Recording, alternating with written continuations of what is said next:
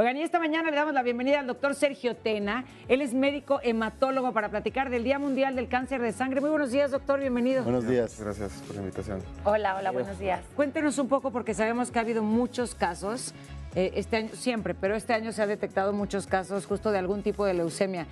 ¿Hay diferentes tipos de cáncer en la sangre? Sí, hay tres grandes grupos, que son los mielomas, los linfomas y las leucemias. Y entre todos ellos son los que conocemos como los cánceres de la sangre. ¿Sabemos qué los origina?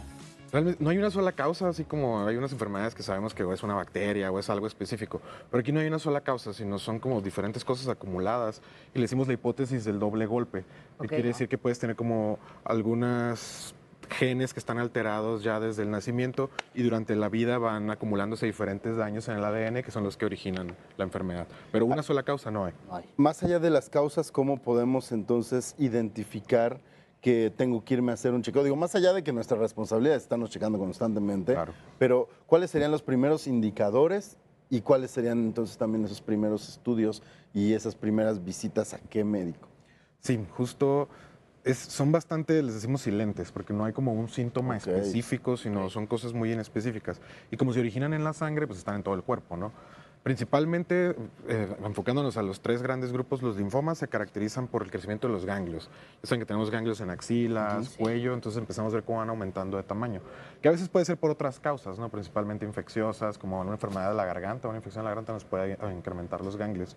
Pero aquí crecen muy descontrolado, exacto, muy grandes y generalmente es asimétrico, un lado más que el otro. Pero, ¿hay forma de detectarlo a tiempo? O sea, ahorita estaban diciendo justamente, pero empiezas con mareos, cansancio, además de los ganglios y esto, pero hay cansancios y mareos, porque de repente vivimos cansados y estresados y entonces normalizamos muchísimo el cómo nos sentimos y entonces eso nos hace no ir a sacarnos ningún tipo de análisis.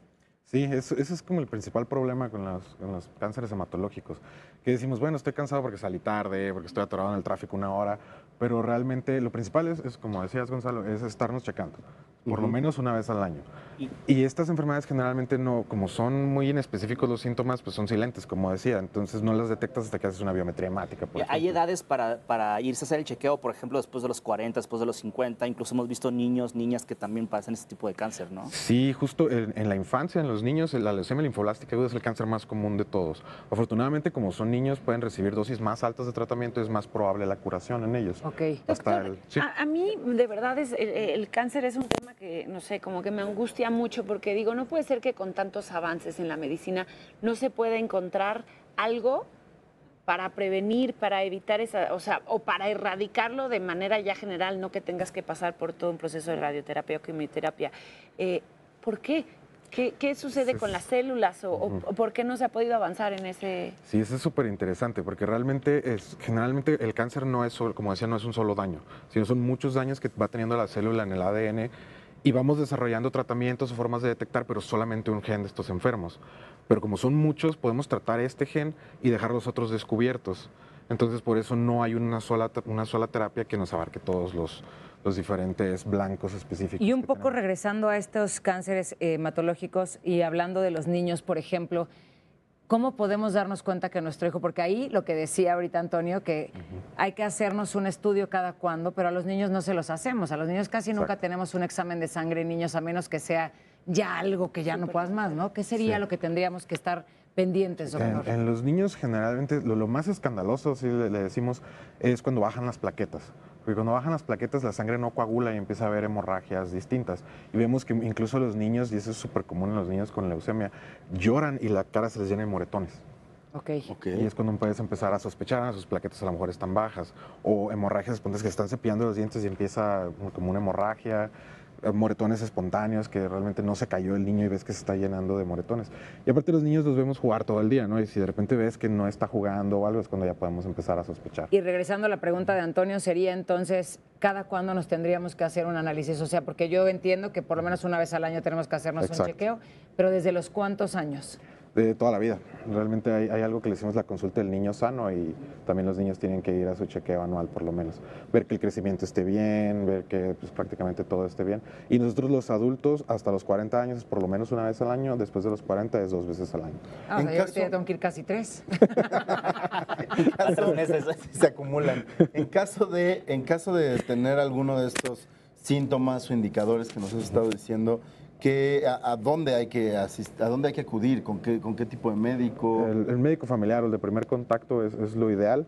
Y en los cánceres hematológicos, la sangre, nosotros siempre decimos, los hematólogos, la sangre no miente. Entonces tú con ver el reporte de sangre ya puedes empezar a sospechar. Si ves células muy altas, muy bajas, es cuando ya puedes sospechar.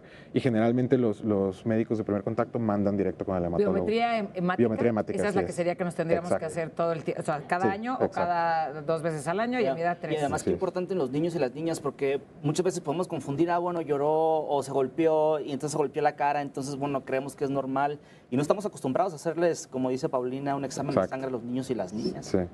Y sería interesante también saber, ¿se cura? Porque hay la leucemia puede haber de diferentes grados, que puede ser muy peligroso si no se detecta a tiempo y por eso es la importancia de detectarlo a tiempo. Porque, exacto, como dice Gaby, no se ha erradicado, pero tenemos hoy el control de saber que si es a tiempo hay mucho más probabilidades. Claro. Sí, justo en algunos tipos de cánceres hematológicos, principalmente el mieloma y el linfoma, ahí sí tenemos etapas, que la etapa 1, etapa 2, etapa 3, en los linfomas hay etapa 4, y justo son más curables mientras más temprano los detectas. Sí hay curación en algunos casos, principalmente en el linfoma difuso hablamos de curaciones ya hasta del 60%.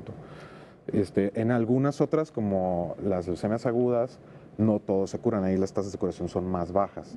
Y aquí no tenemos etapas de que etapa temprana, etapa tardía, porque la sangre está en todas partes, entonces no hablamos de... ¿Te Está puede dar solamente en un cáncer órgano. de hígado? ¿Esto te puede ocasionar que se te vaya a otros órganos? ¿O no? El linfoma sí, el mieloma y la leucemia son sangre, entonces están en todas partes ya, desde el Pues diagnóstico. O sea, si te den la sangre ya va donde se vaya, ¿no? Ya te va como infectando todo, por eso es tan peligroso. Exacto, sí. Entonces hay que detectarlo a tiempo, hay que hacer conciencia también desde los niños, que los niños es mucho más curable además, Sí. porque pues aguantan más los chiquillos. Exacto. Pero esto no quita que en cuanto veamos un síntoma y que no nos acostumbremos a estar cansadas y cansados, que no nos acostumbremos a tener inflamación en el estómago, o sea, no hay que acostumbrarse a tener ni nada estar mal, hay que que te duela, acostumbrarse a estar ni que te haga Justo. sentir mal. Sí. Porque tú me dices, ay, me duele la cabeza, pero Todo siempre me normalizamos. Aunque lo duele. aguantes. Todos lo normalizamos. Sí, Ay, disfrazarlo tampoco con una Tengo pastilla. colitis, pero ajá, Claro. exactamente. Sí. No está, ¿eh? No es normal sentirse mal, es una frase. ¿Qué frase de nuestra Esmeralda, productora, nuestra sí, productora? tremenda. No es normal sentirse mal. Deberían de usarla, doctora, entonces. Sí, ¿verdad? sí. Piénselo, doctor. Lléveselo para todos los pacientes. Me lo llevo, me ¿Dónde lo lo llevo. podemos encontrar?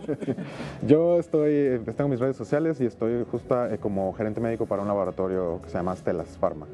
Pues vayámonos a hacer estudios. Yo ya mañana voy, se los juro que sí, porque de repente lo dejas pasar y se los juro que esto es una payasada, pero mi mamá siempre dice, ya a tu edad, mijita, pensando y haciendo, porque si no se te olvida. Chiflando y Entonces, ahorita aplaudiendo. ya, Chiflando y aplaudiendo. Chiflando y aplaudiendo. hacerse estudios y de verdad hay que tomarnos en serio la salud, no lo normalicemos. Vamos a ir a un corte y regresamos y escríbanos cuál es el sonido así particular de su colonia, como el de tamales oaxaqueños o el de... Las mollejas. Mollejas. No, Dios me libre. ricas. Dios me libre. Oye, Vamos a un lleve corte y sus regresamos. mollejas. Ay, no.